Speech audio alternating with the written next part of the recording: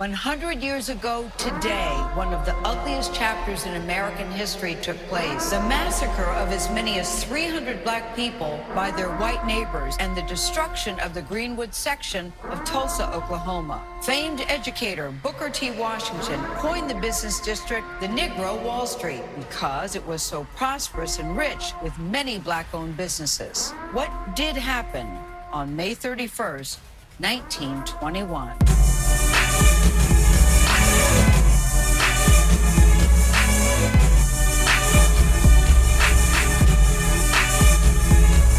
The 1921 Tulsa Race Massacre occurs by an event with a black teenage boy, Dick Rowland, 19 years old, who shined shoes downtown. A white girl, Sarah Page, 17 years old, who operated an elevator in a downtown building called the Drexel Building. We don't know exactly what actually happened. Before the day was over, he was arrested and brought to the county jail.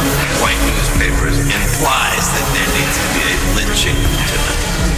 And black World War I veterans come down to the courthouse to protect this young man from being lynched. One of the white men in the crowd attempts to disarm one of the black veterans. A shot is fired. It hits a white bystander, and they began firing on the black man. All hell broke loose after that. Between 1917 and 1923, thousands of black people were killed, their homes and businesses destroyed, and as many as 26 race massacres across the country. Activist and writer James Weldon Johnson called it the Red Summer. That term came to represent an era of violence and bloodshed. My community, the most successful black-owned area in the country, was destroyed. It was burned to the ground, and hundreds of black lives, my people, were lost in this horrible massacre. It's scary to think that on that day, the quickest way to lose your life was to live in Tulsa and have melanin in your skin. And for 100 years, Tulsa's story has not been told. Instead, it was Tulsa's dirty little secret that no one talked about. All hell broke loose after that. Violence lasted roughly 16 hours. Black men in the Greenwood community put up a vigorous, albeit short-lived fence. They were outnumbered, outgunned. Between 1917 and 1923, thousands of black people were killed, homes and businesses destroyed, and as many as 26 race massacres across the country. Activist and writer James Weldon Johnson called it the Red Summer. That term came to represent an era of violence and bloodshed. Can you imagine having your business and your home destroyed, and the people who do it are never prosecuted, never held accountable? The sheriff has deputized a number of white citizens who have no training in law enforcement, mob control. They have now been given legal permission to participate in mayhem, looting and murdering. Report that planes dropped what I'll call incendiary devices on the community. So these would have been nitroglycerin or kerosene bombs that caused the flames to spread more rapidly and burn more brilliantly. Between 1917 and 1923, thousands of black people were killed, their homes and businesses destroyed, and as many as 26 race massacres across the country. Activist and writer James Weldon Johnson called it the Red Summer. That term came to represent an era of violence and bloodshed. Some were shot down in the street. Black men, women, and children were forced to leave their home, and they are forced with their hands raised to walk, to be paraded through the streets, taken to internment centers throughout the city. This was intentional and systematic.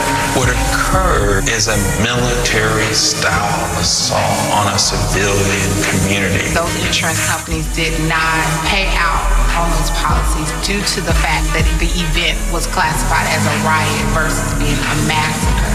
What happens during Red Summer of 1919, none of that should be a surprise, even where we are today.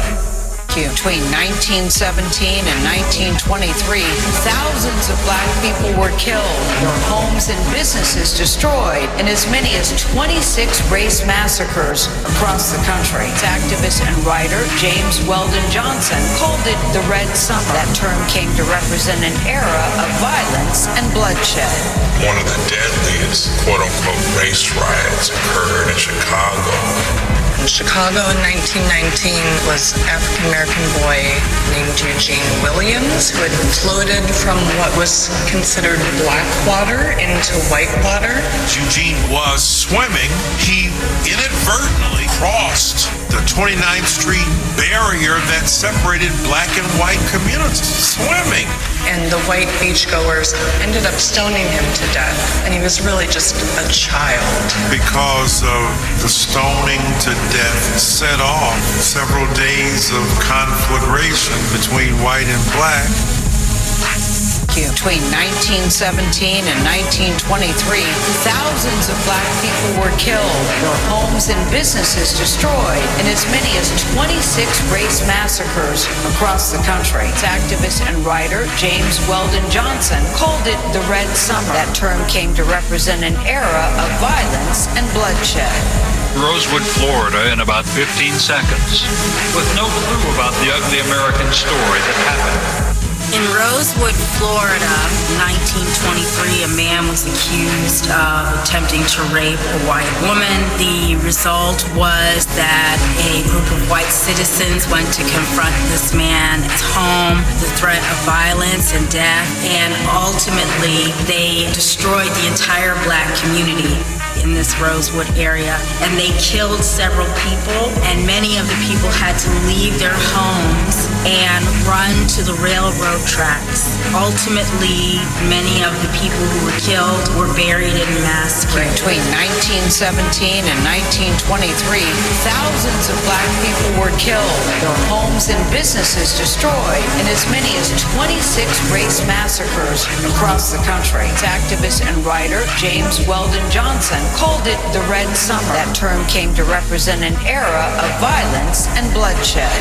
This was a major source of shame and embarrassment for our city, and the best way also to be able to move forward was just not to talk about it at all, to act like it never happened. Stories like this are a valuable weapon against the amnesia that clogs the veins of American culture. The destruction of Greenwood left behind rubble and ashes in its wake, but it also caused harm to generations of descendants who lost more than their ancestors and material wealth. They lost a legacy of success that is hard to imagine or quantify.